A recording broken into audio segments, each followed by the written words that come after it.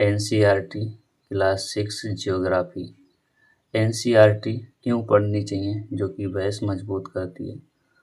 इसका audio version आप अपनी खाली समय, खाना खाते, ठीक, या सुधरते समय, बाहर ऑफिस जाते समय सुन सकते हैं, या रास्ते में सफ़र करते समय सुन सकते हैं, जो आपके ज्ञान को बढ़ाएगा। तो आइए हम लोग शुरू करते हैं। पृथ्वी के प्रमुख परिमंडल। जैसा कि आप पहले अध्याय में पढ़ चुके हैं कि पृथ्वी एकमात्र ऐसा ग्रह है जहाँ जीवन है। मानव यहाँ जीवित रह सकता है क्योंकि जीवन के लिए आवश्यक तत्व पृथ्वी, जल और हवा पृथ्वी पर मौजूद है। पृथ्वी की सतह ऐसी है जिसमें पर्यावरण के 3 महत्वपूर्ण घटक आपस में मिलते हैं तथा एक दूसरे को प्रभावित करते हैं। पृथ्वी का ठोस भाग, जिस पर हम रहते हैं, उसे भूमंडल कहा जाता है। गैसों की परतें जो पृथ्वी के चारों ओर से घेरती हैं, उसे वायुमंडल कहा जाता है, जहाँ ऑक्सीजन, नाइट्रोजन, कार्बन डाइऑक्साइड तथा दूसरी गैसें पाई जाती हैं। पृथ्वी के बहुत बड़े भाग पर जल पाया जाता है, जिसे जलमंडल कहा जाता है। जलमंडल में जल की सभी अवस्थाएं जैसे बर्फ, जल एवं जलवाष्प सम्मिलित हैं। जीवमंडल एक सीमित क्षेत्र है जहाँ स्थल, जल एवं हवा एक साथ मिलते हैं, जहाँ सभी प्रकार के जीवन पाए जाते हैं। भूमंडल। पृथ्वी के ठोस भाग को भूमंडल कहा जाता है। यह भूपर्पटी की चट्टानों तथा मिट्टी की पतली परतों का बना होता है, जिसमें जीवों के लिए पोषक तत्व पाए जाते हैं। पृथ्वी की सतह को 2 मुख्य भागों में बांटा जा सकता है। बड़े स्थलीय भूभाग को महाद्वीप के नाम से जाना जाता है तथा बड़े जलाशय को महासागरीय बेसिन के नाम से जाना जाता है। विश्व के सभी महासागर आपस में एक दूसरे से जुड़े हुए हैं। चित्र 5.1 में विश्व के मानचित्र को देखिए। क्या सभी स्थलीय भूभाग एक दूसरे से आपस में जुड़े हुए हैं? समुद्र जल के तल सभी जगह समान होते हैं। स्थल की ऊंचाई को समुद्र तल से मापा जाता है, जिसे शून्य माना जाता है। ये हमारा विश्व का मानचित्र है। देख सकते हैं कि इसमें महाद्वीपीय भाग जो पीले गुलाबी तरीके से है या ब्लू ग्रीन इस तरीके से है, वे हमारे महाद्वीप हैं। और जो इस तरीक़ा से ये हमारा ब्लू पार्ट है, ये टोटल महासागर भरा हुआ है। ये हमारा प्रशांत महासागर हुआ, ये अटलांटिक महासागर हुआ, इसे एस आकार का महासागर भी कहते हैं। और ये हमारा हिंद महासागर हुआ, इसे त्रिभुजाकार महासागर भी कहते हैं। ठीक है, अगला पॉइंट क्या बता रहा है इसमें? विश्व के सबसे ऊंचा शिखर माउंट एवरेस्ट, जो समुद्र तल से 8,848 मीटर ऊंचा है। विश्व का सबसे गहरा भाग प्रशांत महासागर का मोरियाना गर्त है, जो टोंगा द्वीप के पास में पाया जाता है, जिसकी गहराई लगभग 11,022 मीटर है। क्या आपने कभी कल्पना की है कि समुद्र की गहराई पृथ्वी के समस्त भूभाग यानी पृथ्वी के सबसे ऊंचे भाग से इतनी अधिक हो सकती है? यहाँ अगर देखना चाहें तो ये देख सकते हैं। क्या आप जानते हैं? तो यहाँ पर तिनचेरी जे नार्सिस सरेपा 29 मई। अच्छा, ये पृथ्वी की सबसे ऊंची शिखर माउंट एवरेस्ट पर चढ़ने वाले पहले व्यक्ति थे। जापान की जुंको ताबेई विश्व की पहली महिला थी जिसने 16 मई 1975 को एवरेस्ट पर कदम रखा। बछेंद्री पाल भारत की पहली महिला जिन्होंने 23 मई 1984 को एवरेस्ट पर अपना कदम रखा। ठीक, ये मतलब डिस्क्रिप्शन हम छोड़ रहे हैं, आप लोग कीजिएगा। पृथ्वी पर 7 प्रमुख महाद्वीप हैं। ये विस्तृत जलाशयों के द्वारा एक दूसरे से अलग हैं। ये महाद्वीप एशिया, यूरोप, अफ्रीका, उत्तरी अमेरिका, दक्षिणी अमेरिका ऑस्ट्रेलिया और अंटार्कटिका। चित्र में विश्व के मानचित्र को देखिए तथा ध्यान दीजिए कि स्थल का बहुत बड़ा भाग उत्तरी गोलार्ध में पाया जाता है। एशिया विश्व का सबसे बड़ा महाद्वीप है। ये पृथ्वी के कुल क्षेत्रफल के 1/3 भाग में फैला है। यह महाद्वीप पूर्वी गोलार्ध में स्थित है। कर्क रेखा इस महाद्वीप से होकर गुजरती है। एशिया के पश्चिम में यूराल पर्वत है जो इसे यूरोप से अलग करता है। यूरोप से एशिया के संयुक्त भूभाग को यूरेशिया यानी कि एशिया प्लस यूरोप से मिलकर जो बनता है उसे बोलते हैं यूरेशिया कहा जाता है। यूरोप एशिया से बहुत छोटा है। यह महाद्वीप एशिया के पश्चिम में स्थित है। आर्कटिक वृत्त इससे होकर गुजरता है। ये 3 तरफ से जल से घिरा है। विश्व के मानचित्र को देखिए एवं इसकी स्थिति का पता लगाइए। अफ्रीका एशिया के बाद विश्व का दूसरा सबसे बड़ा महाद्वीप है। विषुवत या 0 अक्षांश इस महाद्वीप के लगभग मध्य भाग से होकर गुजरती है। अफ्रीका का बहुत बड़ा भाग उत्तरी गोलार्ध में स्थित है। चित्र 5.1 में देखिए आप पाएंगे कि यहाँ एक ऐसा महाद्वीप है जिससे होकर कर्क, विषुवत तथा मकर तीनों रेखाएं गुजरती हैं। सहारा का रेगिस्तान विश्व का सबसे गर्म या बड़ा भी है और गर्म रेगिस्तान है जो कि अफ्रीका में स्थित है। यह महाद्वीप चारों तरफ से समुद्रों एवं महासागरों से घिरा है। चित्र में विश्व के मानचित्र को देखिए आप देखेंगे कि विश्व की सबसे लंबी नदी नील जो अफ्रीका से होकर गुजरती है। अफ्रीका का मानचित्र देखिए तथा बताइए कि कर्क रेखा, मकर रेखा और विषुवत वृत्त इसके किन किन भागों से होकर गुजरती है। उत्तरी अमेरिका विश्व का तीसरा सबसे बड़ा महाद्वीप है। यह दक्षिणी अमेरिका से एक सक्रिय स्थल से जुड़ा है जिसे पनामा स्थल संधि कहा जाता है। यह महाद्वीप पूरी तरह से उत्तर एवं पश्चिमी गोलार्ध में स्थित है। यह महाद्वीप 3 महासागरों से घिरा है। क्या आप इन महासागरों के नाम बता सकते हैं?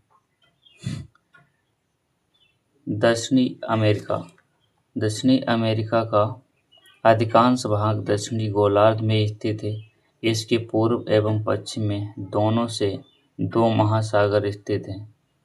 विश्व की सबसे लंबी पर्वत श्रृंखला एंडीज इसके उत्तर से दक्षिण की ओर फैली। चित्र 5.1 में दक्षिणी अमेरिका के विश्व की सबसे बड़ी नदी अमेजन बहती है। ऑस्ट्रेलिया विश्व का सबसे छोटा महाद्वीप है जो पूरी तरह से दक्षिणी गोलार्ध में स्थित है। यह चारों तरफ से महासागर तथा समुद्र से घिरा है, इसलिए इसे द्वीपीय महाद्वीप कहा जाता है। मतलब जो चीज़ चारों तरफ जल से घिरी हो उसे द्वीप बोलते हैं और प्रायद्वीप उसे बोलते हैं जो 3 तरफ जल से घिरा हो उसे प्रायद्वीप बोलते हैं।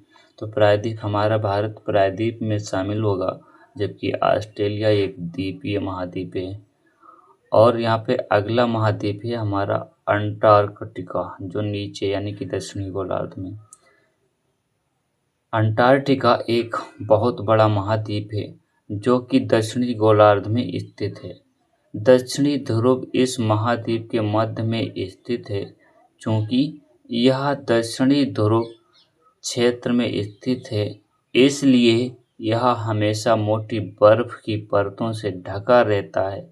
यहाँ किसी भी प्रकार का स्थायी मानव निवास नहीं है। बहुत से देशों के शोध केंद्र यहाँ स्थित हैं। भारत के भी शोध संस्थान यहाँ हैं। इनके नाम हैं मैत्री और दक्षिणी गंगोत्री। जलमंडल।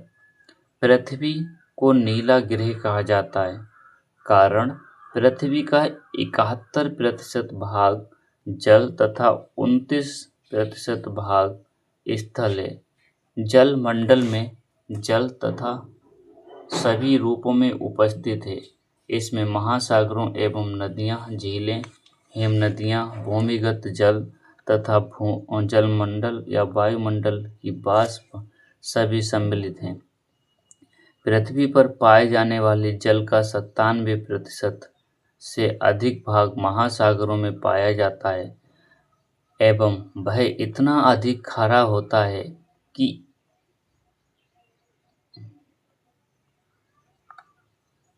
मानव के उपयोग में नहीं आ सकता। शेष जल को बहुत बड़े भाग बर्फ की परतों या एवं हिमनदों तथा भूमिगत जल के रूप में पाया जाता है। जल का बहुत कम भाग अलवणीय जल के रूप में पाया जाता है, जो मनुष्य के इस्तेमाल में आता है। यही कारण है कि नीले ग्रह में रहने के बावजूद हम पानी की कमी महसूस करते हैं। महासागर। हमारा महासागर जलमंडल का मुख्य भाग है। ये आपस में एक दूसरे से जुड़े हुए हैं। महासागरीय जल हमेशा गतिशील रहता है। तरंगे, ज्वार भाटा तथा महासागरीय धाराएं। महासागरीय जल की 3 मुख्य गतियां हैं। बड़े से छोटे आकार के आधार पर क्रमशः 5 महासागर प्रमुख हैं। प्रशांत महासागर, अटलांटिक महासागर, हिंद महासागर, दक्षिणी महासागर और आर्कटिक महासागर। प्रशांत महासागर सबसे बड़ा महासागर है। यह पृथ्वी के 1/3 भाग पर फैला है। पृथ्वी का सबसे गहरा भाग मोरियाना गर्त प्रशांत महासागर में स्थित है। प्रशांत महासागर लगभग वृत्ताकार है। एशिया, ऑस्ट्रेलिया, उत्तरी एवं दक्षिणी अमेरिका इसके चारों ओर स्थित है। चित्र 5.1 को देखिए तथा प्रशांत महासागर के चारों ओर इन महाद्वीपों की स्थिति का पता लगाइए। अटलांटिक महासागर विश्व का दूसरा सबसे बड़ा महासागर है। यह अंग्रेजी भाषा के एस आकार का है। इसके पश्चिम किनारों पर उत्तर एवं दक्षिणी अमेरिका है तथा पूर्वी किनारों पर यूरोप तथा अफ्रीका। अटलांटिक महासागर की तटरेखा बहुत अधिक दंतुरित है। यह अनियमित एवं दंतियुक्त तटरेखा प्राकृतिक पोताश्रयों एवं पत्तनों के लिए आदर्श स्थिति है। व्यापार की दृष्टि से यह सबसे व्यस्त महासागर है। हिंद महासागर की एक ऐसा महासागर है जिसका नाम किसी देश के नाम पर यानी भारत के नाम पर रखा गया। यह महासागर लगभग त्रिभुजाकार होता है। उसके उत्तर में एशिया, पश्चिम में अफ्रीका तथा पूर्व में ऑस्ट्रेलिया स्थित है। दक्षिणी महासागर अंटार्कटिका महाद्वीप को चारों ओर से घेरता है। यह अटलांटिक या अंटार्कटिका महासागर से उत्तर की ओर 60 अंश दक्षिणी अक्षांश तक फैला हुआ है। आर्कटिक महासागर उत्तरी ध्रुव वृत्त में स्थित है तथा यह उत्तरी ध्रुव के चारों ओर फैला है। यह प्रशांत महासागर से सिचली जल वाले एक सक्रिय भाग से जुड़ा है, जिसे बोरिंग जल संधि के नाम से जाना जाता है तथा यह उत्तर अमेरिका के उत्तरी तट तथा यूरेशिया से घिरा है। वायुमंडल। हमारी पृथ्वी चारों ओर से गैसों की एक परत से घिरी हुई है, जिसे वायुमंडल कहा जाता है। वायु की यह पतली परत एक ग्रह का महत्वपूर्ण एवं अटूट भाग है। यह हमें ऐसी वायु प्रदान करती है जिससे हम लोग सांस लेते हैं। यह वायुमंडल हम लोगों को सूर्य की कुछ हानिकारक किरणों से बचाता है। वायुमंडल 1600 किलोमीटर की ऊंचाई तक फैला है। वायुमंडल को उसके घटकों, तापमान तथा अन्य के आधार पर 5 परतों में बांटा जाता है। इन परतों को पृथ्वी की सतह से शुरू करते हुए क्षोभमंडल, समतापमंडल, मध्यमंडल, आयनमंडल तथा बहिर्मंडल कहा जाता है। वायुमंडल मुख्यतः ऑक्सीजन एवं नाइट्रोजन का बना है, जो कि साफ एवं शुष्क हवा का 99% यानी 99% भाग है। आयतन के अनुसार नाइट्रोजन 78%, ऑक्सीजन 21% तथा दूसरी गैसें जैसे कार्बन डाइऑक्साइड, आर्गन इत्यादि की मात्रा 1% है। ऑक्सीजन सांस लेने के लिए आवश्यक है, जबकि नाइट्रोजन प्राणियों की वृद्धि के लिए आवश्यक है। कार्बन डाइऑक्साइड यद्यपि बहुत कम मात्रा में है, लेकिन ये पृथ्वी के द्वारा छोड़ी गई ऊष्मा को अवशोषित करती है, जिससे पृथ्वी गर्म रहती है। यह पौधों की वृद्धि के लिए आवश्यक है। ऊंचाई के साथ वायुमंडल के घनत्व में भिन्नता आती है। यह समुद्र तल पर बहुत अधिक होती है तथा जैसे जैसे हम ऊपर की ओर जाते हैं, यह तेजी के साथ घटता जाता है। आप जानते हैं कि पहाड़ों पर पर्वतारोहियों को हवा के घनत्व में कमी होने के कारण सांस लेने में कठिनाई होती है।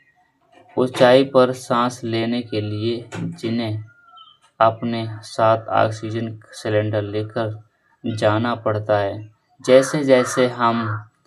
जैसे जैसे हम ऊपर की ओर जाते हैं, तापमान भी घटता जाता है। वायुमंडलीय पृथ्वी पर दबाव डालता है। यह एक स्थान से दूसरे स्थान पर अलग अलग होता है। कुछ क्षेत्रों में हमें अधिक दबाव या दाब महसूस होता है, जबकि कुछ क्षेत्रों में कम। वायु उच्च दाब से निम्न दाब की ओर प्रवाहित होती है। गतिशील वायु को पवन कहते हैं। जीवमंडल क्या है? स्थल, जल एवं हवा के बीच का एक सीमित भाग है। यह वह भाग है जहाँ जीवन मौजूद है। यहाँ जीवों की बहुत सी प्रजातियाँ हैं, जो सूक्ष्म जीवों तथा बैक्टीरिया से लेकर बड़े स्तनधारियों के आकार में पाई जाती हैं। मनुष्य सहित सभी प्राणी जीवित रहने के लिए एक दूसरे से तथा जीवमंडल से जुड़े हुए हैं।